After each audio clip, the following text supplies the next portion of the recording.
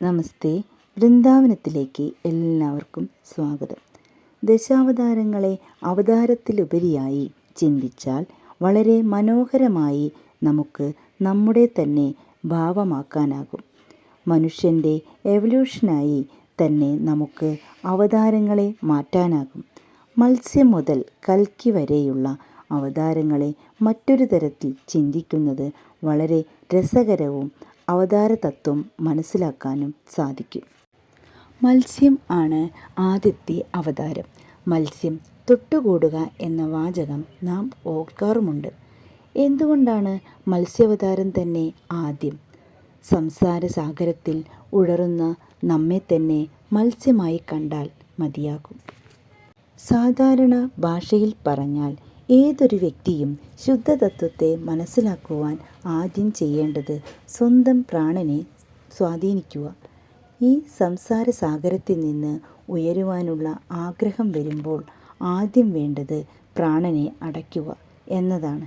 യോഗ ദർശനത്തെ ആധാരമാക്കി നോക്കുകയാണെങ്കിൽ ഇടപിംഗള നാഡികളെയാണ് മത്സ്യം കാണിക്കുന്നത്.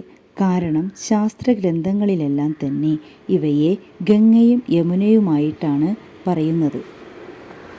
അതിലെ മത്സ്യങ്ങളായിട്ടാണ് ഈ രണ്ട് നാഡിയെ തുലനം ചെയ്യുന്നത്. ഇവിടെയും കുണ്ടലിനി ശക്തിയെ ഉയർത്തുന്നതിനുള്ള ആദ്യപടിയായി നാഡീശുദ്ധി ചെയ്യുക എന്നർത്ഥം. മത്സ്യാവതാരം കഴിഞ്ഞാൽ രണ്ടാമത്തെ അവതാരമാണ് കൂർമ്മ അവതാരം. കൂർമ്മ അവതാരത്തെ എന്തിനാണ് അമ്പലത്തിൽ വെച്ചിരിക്കുന്നത് എന്ന് ആലോചിച്ചാൽ വളരെ എളുപ്പമായി പറയാം. കൈയും തലയും കാലും ഉള്ളിലേക്ക് വലിച്ചാൽ കൂർമ്മത്തിന് പ്രകൃതിയിലെ എല്ലാത്തിൽ നിന്ന് പിൻവലിയാം. കൂർമ്മത്തെ നമ്മുടെ പഞ്ചേന്ദ്രിയവുമായി ബന്ധിപ്പിച്ചാൽ ശ്വാസ നിയന്ത്രണം മാത്രമല്ല മനോനിയന്ത്രണത്തിന് വേണ്ടത് നമ്മുടെ രൂപ രസ ഗന്ധ സ്പർശ ശബ്ദം തുടങ്ങിയ എല്ലാത്തിൽ നിന്നും പിൻവലിഞ്ഞ് പഞ്ചേന്ദ്രിയങ്ങളെയും അടയ്ക്കണം. അതായത് ഉൾവലിയണം എന്നർത്ഥം. അതാണ് കൂർമ്മ അവതാരം. സാധകൻ എല്ലായ്പ്പോഴും പ്രകൃതിയുടെ മായാവലയത്തിൽ നിന്ന് ഉൾവലിയണം എന്നർത്ഥം. ദശാവതാരത്തിൽ മൂന്നാമത്തെ അവതാരമാണ് വരാഹം. വരാഹം എങ്ങനെയാണോ ചളിയിൽ കിടക്കുന്നത് അതുപോലെ തന്നെയാണ് മനുഷ്യരും. അവിടെ സ്ഥൂലരൂപമായ ചളിയിലാണെങ്കിൽ നാം കിടക്കുന്നത് ലോഭമോഹമത മത്സ്യാരാദികളായ ചളിയിലാണ്. ആദ്യത്തെ പടിയായ പ്രാണനെയും പഞ്ചേന്ദ്രിയങ്ങളെയും അടക്കുമ്പോൾ പ്രകൃതിയുടെ എല്ലാ മായയിൽ നിന്നും മാറി നമുക്ക് ഭൂമിയെ ഉയർത്താനാകും. സ്വാത്വികമായ അഭിവാഞ്ച ഉണ്ടാകുമ്പോൾ സ്വയം കാമക്രോധാദികളാകുന്ന സമുദ്രത്തിലേക്ക് ഇറങ്ങി അവയെ നശിപ്പിച്ച് സ്വന്തം സത്വരൂപത്തെ ഉയർത്തണം. വരാഹം ഭൂമിദേവിയെ ഉയർത്തുന്നു എന്ന് പറയുന്നതും അതുകൊണ്ട് തന്നെ. ഭൂമിയെ എപ്പോഴും മൂലാധാരമായാണ് പറയുക. അതായത് ഒരു സാധകൻ്റെ ആദ്യപടി സ്വന്തം സത്വശുദ്ധിയെ ചളിയിൽ നിന്നു ഉയർത്തുക എന്നതുതന്നെ. ദശാവതാരത്തിൽ നാലാമത്തെ അവതാരമാണ് നരസിംഹം. മനുഷ്യരുടെ ഉയർച്ചയിൽ പകുതി മനുഷ്യനും പകുതി മൃഗവുമായ സ്വരൂപമായി മാറുന്നു. അതായത് തമോ ഗുണപ്രധാനിയായ രൂപം. ആദ്യപടിയായി നമുക്ക് എപ്പോഴും മൃഗസ്വരൂപം ആണ്. അതായത് തമോ ഗുണം.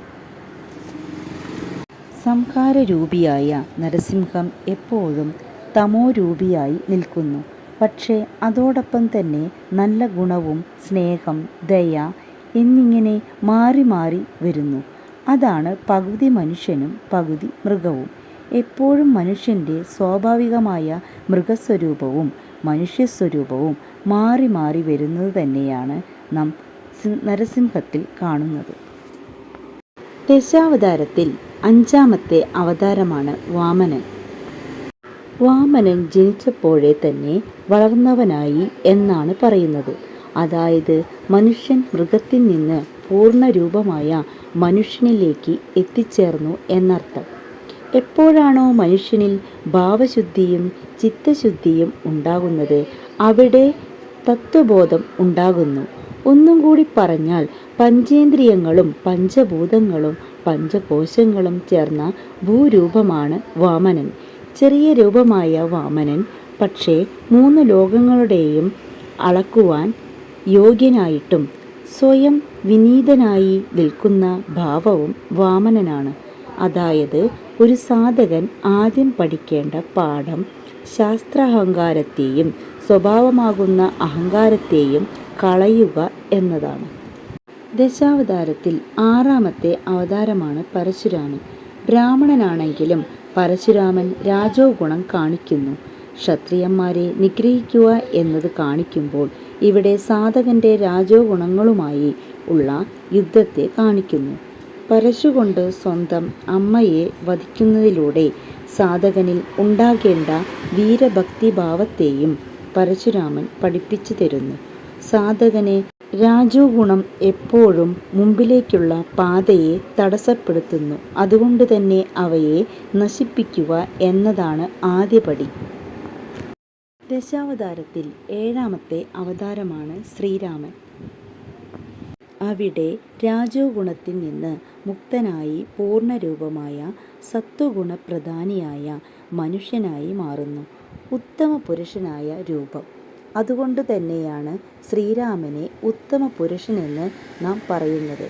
അതായത് ഒരു സാധകൻ സ്വയം എല്ലാ ദുർഗുണങ്ങളെയും നശിപ്പിച്ച് ഉത്തമ പുരുഷനായി മാറുന്നു എന്നർത്ഥം. ദശാവതാരത്തിൽ 8ാമത്തെ അവതാരമാണ് ബലരാമൻ. ബലരാമൻ്റെ അർത്ഥം എടുത്താൽ ബലേനെ രാമോ രമണം യസ്യ എന്നാണ്. ബലം എന്നതിന് ആകട്ടെ ബലദേ വിപക്ഷാൻ ഹന്തീതി. എല്ലാ ക്രോധമോഹ മതമത്സരാദികളെയും ത്രിഗുണങ്ങളെയും നശിപ്പിച്ച് ത്രിഗുണാതീതനായി ശുദ്ധസ്വരൂപമായ ജ്ഞാനത്തിൽ രമിക്കുന്നവനായി മാറുന്നവനാണ് ബലരാമൻ. അവിടെ സാധകർ ശുദ്ധമുക്തരൂപമായി ത്രിഗുണാതീതനായി മാറുന്നു. ദശാവതാരത്തിൽ 9ാമത്തെ അവതാരമാണ് ശ്രീകൃഷ്ണൻ.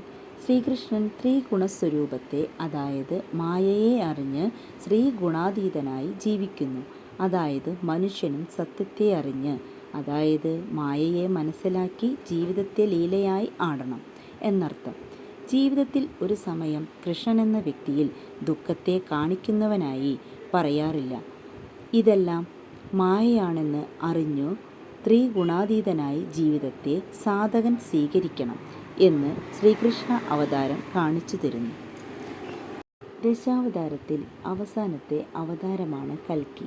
രൂപമില്ലാത്ത ഒന്ന് മത്സ്യത്തിൽ നിന്ന് തുടങ്ങി കൽക്കിയിലെത്തുമ്പോൾ സാധകൻ സ്വയം ബ്രഹ്മസ്വരൂപമായി മാറുന്നു. ബ്രഹ്മജ്ഞ ബ്രൈഹമവ ഭവതി. രൂപമില്ലാത്ത ശുദ്ധ ബ്രഹ്മസ്വരൂപം, അതാണ് കൽക്കി. ദശാവതാരത്തിൽ മത്സ്യം മുതൽ കൽക്കി വരെയുള്ള അവതാരങ്ങളെ മറ്റൊരു തരത്തിൽ ചിന്തിക്കുന്നത് വളരെ രസകരവും അവതാരതത്വവും മനസ്സിലാക്കാനും കഴിഞ്ഞു എന്ന് വിശ്വസിക്കുന്നു. എല്ലാവർക്കും ഇഷ്ടപ്പെട്ടു എന്ന് വിചാരിക്കുന്നു. ഇഷ്ടപ്പെട്ടാൽ ഒന്ന് സപ്പോർട്ട് ചെയ്യണേ. നമസ്തേ.